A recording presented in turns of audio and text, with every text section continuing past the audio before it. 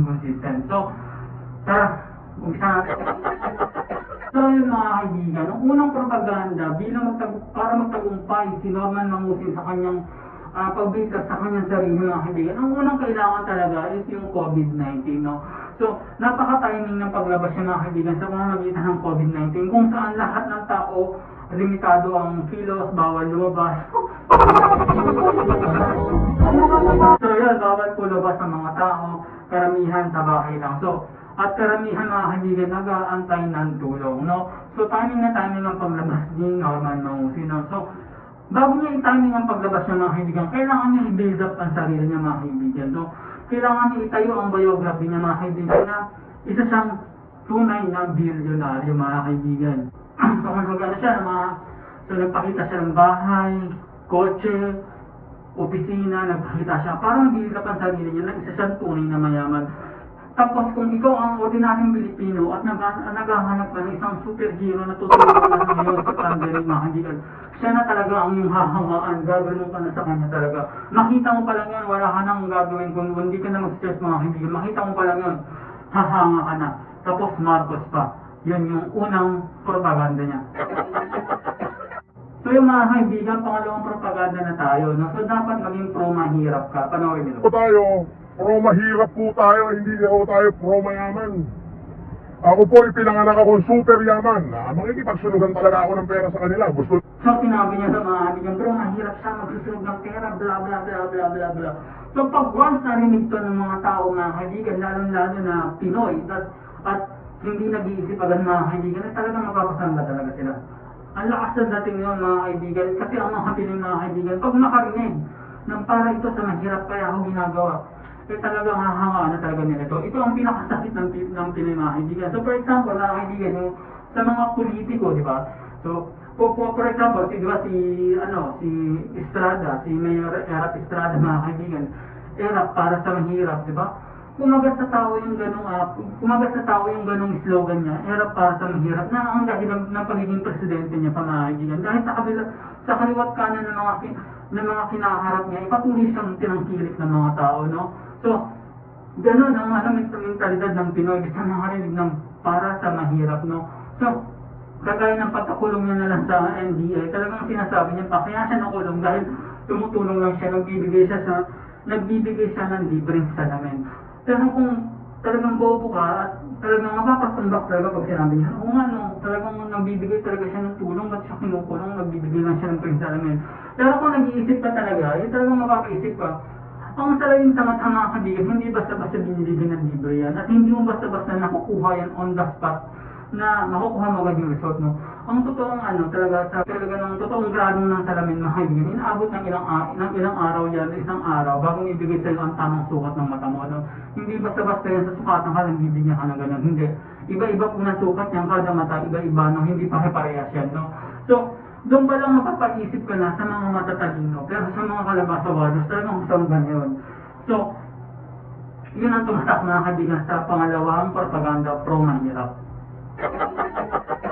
So yun mga kaibigan, pangatlong propaganda tayo mga kaibigan, para ma-establish ni Norman Mangusin ng ganyang pangalan na mabilis sa mga kaibigan, lalo na ang tao ay lahat nasa internet ngayon at dahil sa pandemic mga kaibigan, ay gumawa si Francis K. Marcos ng mga kaibigan na nagbabayad siya ng DDS pages mga kaibigan, ayon kay Sian Gasa. Panoorin niyo. Secure yung scam na gagawin nila at ang ginamit nilang front is si Francis Leo Marcos. Bakit biglang sumabog si Francis Leo Marcos out of nowhere? Bakit ganun nila yung social media mileage siya?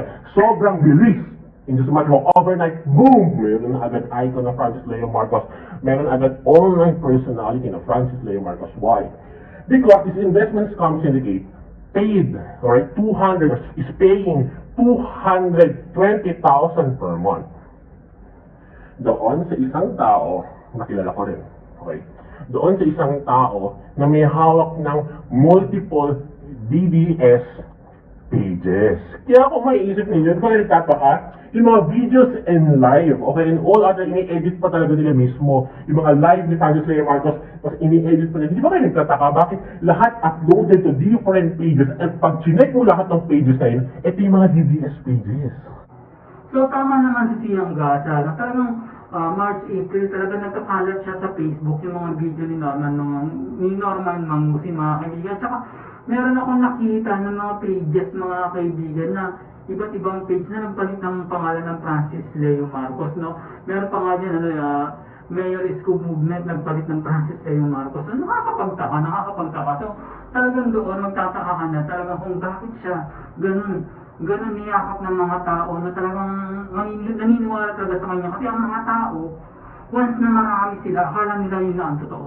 So, ganun ang tinatakbo ni Norman Mangusin, no? Ang kanyang propaganda. So yung mga kaibigan, sinabi rin natin ni Ian Gasa, no, na-frontman naman talaga to si Norman Mangusin sa scam na to, no? So, kaya hanggang ngayon, patuloy pa rin yung mga kasinungalingan niya kasi yung mga hinahir niya na vlogger, mga kaibigan, nagpapakalat pa rin ng pages, mga kaibigan. So, para sa akin, sa tingin ko, meron pa rin talaga nasa likod nito, no? So, at saka sila mga Pablo, mga kaibigan, ang kumuha dito, mga kaibigan, si Kabise. Si Kabise kasi, mga kaibigan, isang vlogger din, gaming vlogger din siya. Wait lang, gaming vlogger, si Bernard siyang, din siya sa more on gaming. Wait lang. Pwede magsalita dyan kasi nangako ako kay Bernard Chong, saka kila Yama, kila Dong Pangala na hindi. So nami-drop kasi naman ako, Pablo, kaya napapaisip din ako hanggang ngayon. Kaya na lang umusog na mga kaibigan. At saka sinabi ni Amo Pablo, na trilyonary daw yung amo niya, tapos sinabi ni Norman na 200. Savings. Ang natira lang ho sa aking bank account out of 100 plus million ay 200,000 na lang. 1,000 na lang yung pera niya ng last video niya. So talagang inconsistent, talagang bobo na lang talaga yung maniniwala sa mga ganitong kasinungalingan. So yan ang isang pangatlong propaganda, no? So mga kaibigan, pang-apat na propaganda na tayo. Dito na pumasok, mga kaibigan, yung bigas at kalabasa. So sa bigas at kalabasa, mga kaibigan, dito na pumasok yung mga salitang tumulong ka na lang, inggit ka, okay lang maging scammer basta tumutulong, okay lang magnanakaw basta tumutulong. Dito na pumasok yung nasuker mindset, no? Kahit sino pa siya basta tumutulong, no? Ganun yung pananaw ni Nasuker, no? Matanda na, grabe, no? Talagang ang sakit sa baka pag iniisip ko. Dito na pumasok yung Kalabasa Warriors, no? Kahit ano pa basta't nakatulong, no? Gaya naman sabi ni Coach Jared, mga kaibigan, mas malapit sa puso ang tiyan, no? So, mas unahin talaga yung ng tiyan kasi sa utak, no? Pero ang totoo ba, mga kaibigan, tumulong ba talaga? Nagbigay ba talaga ng bigas, mga kaibigan, no? So, para sa akin, mga kaibigan, hindi ko nababalikan yung mga dati kong video. Para sa akin, yung iba dun is propaganda, no? So, actually, kung babalikan natin yung 1, 2, 3, propaganda na yun. Dapat doon pa lang, ibig sabihin, may agenda na si Norman Mangusin or Francis Leo Marcos. So, pero yung pagbibigyan ng tulong pa, mga kaibigan, totoo ba? So, kagaya na sabi niya dati, Bitang ko rin na yung pong mga viewers ko ay ang dahilan kung bakit ako magpapadala. So yung mga viewers ko po sa YouTube, hindi sa Facebook. Kaya po pakikita nyo po yung YouTube channel na in-screenshot nyo na nanonood po kayo sa akin kay Kapitan Gorin at bibigyan po kayo ng bigas. Opo, yan po yun. Kaya titignan nyo po munang mabuti kung sinong YouTube channel po yung inyong pinapollow. so mag-subscribe muna bago mabigyan ng bigas. Dapat may screenshot para mabigyan ng bigas. So grabe talaga, grabe. Talagang handa niyang pasukin yung YouTube, no? So grabe, handa talaga niyang pasukin yung YouTube sa mga ganung salita, ano? Saka nag-credit grabbing siya sa ito. Barangay Santo Domingo, Quezon City. Ito po, Barangay Santo Domingo, Quezon City. 20 Cabano Price, Vince Avena, Captain Michelle Ann Yu. Captain Michelle Ann Yu. Ayan po, 20 Cabano Price.